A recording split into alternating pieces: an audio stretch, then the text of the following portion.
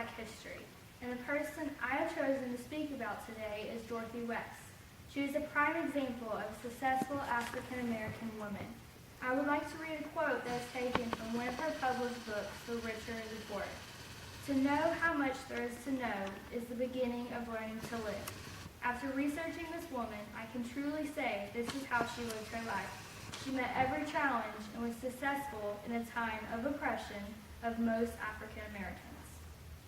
Dorothy West was born on June 2, 1907 in Boston, Massachusetts. West was an only child of Isaac Christopher and Rachel P. Benson West. Her father, Isaac, was born a slave and was freed when he was 7. He saved his money and started his own business at the age of 10. The West family was one of the richest Black families in Boston. West attended an exclusive high school and studied with private tutors.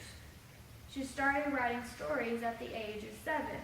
West's first story, Promise and Fulfillment, won the Boston Post contest and was published in her local newspaper.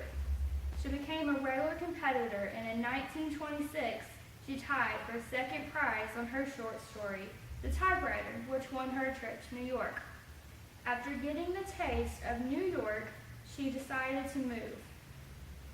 Her cousin, Helen Johnson, the poet who accompanied her on the trip, decided that they were going to live on Harlem YMCA. Once settled, West enrolled in Columbia University where she studied philosophy and journalism. In New York, she met some of the brightest Black artists and writers, forming friendships with Langston Hughes and Zora Neale Hurston. West was the youngest growing into the groups of writers in the Harlem Renaissance, establishing the nickname The Kid. Until the Harlem Renaissance, it was almost impossible for an African-American female to have a successful writing career. She was in fact one of the first female writers to have her works published. In 1932, West, Langston Hughes, and about 20 other African Americans went to Russia to film a story of American racism to be called Black and White. Though the project was dropped, West stayed in Russia for about a year. After learning of her father's death, she returned to the States and was convinced she needed to continue her writing career. West started a magazine called The Challenge, which was a journal of writings by African American authors, publishing such notables as Langston Hughes, Arna Bentemps, and many more. In 1937, West closed the journal down due to the disappointment of work she was receiving from young writers, commenting to the publishers' weeklies about the writers of that era. There can never again be a period like ours. Now, people are more sophisticated. We were young, naive, and poor. Today's writers live in a different world. In the mid-1940s, West permanently moved to her family's summer home in the community of Oak Groves on Martha's Vineyard. She became a regular columnist for the weeklies Martha Vineyard Gazette and began work on an autobiography novel published in 1948 called The Living is Easy, which was a study of upwardly mobile African Americans in the United States and the difficulties they encountered. During this period, West turned back to a book manuscript that she started in the 1920s. She had been revising it over the several decades, but she did not entertain any great ambitions of trying to have it published. Indeed, the book would most likely have remained unfinished if not been from the encouragement of Jacqueline Kennedy Onassis, who had a summer home on Martha's Vineyard. At the time, Onassis was working with Doubleday, a major publishing house, as a book editor. Onassis met with West and told her that she wanted to have Doubleday publish her book. Encouraged, West began working on the novel again, this time with greater determination. The novel, titled The Wedding, was published in 1995. West dedicated to Onassis. Jacqueline died before it was ever published.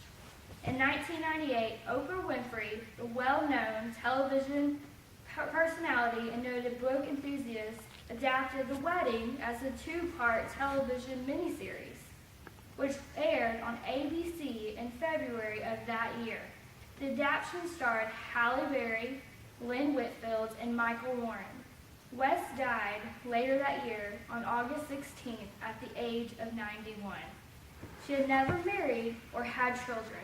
At the time, it was noted that she was the last surviving of the Harlem Renaissance.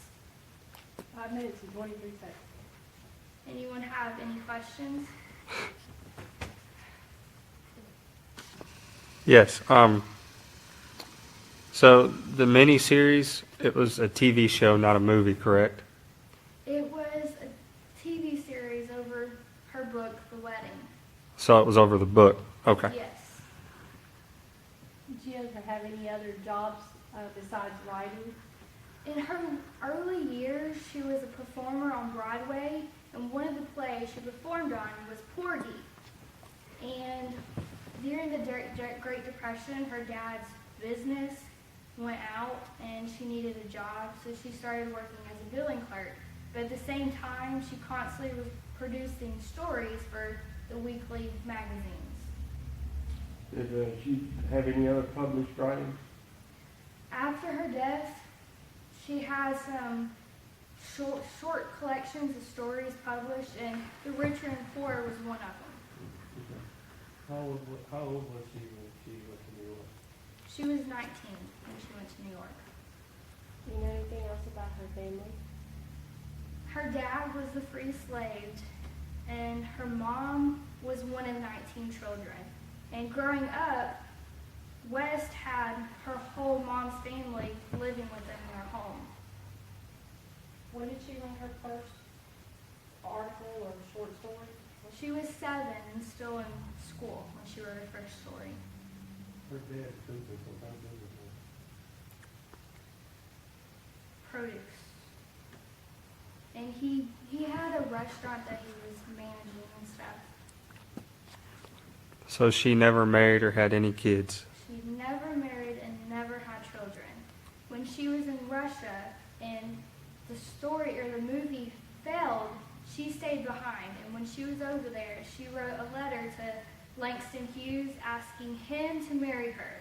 He said yes, but she turned him down later on, resulting in no children.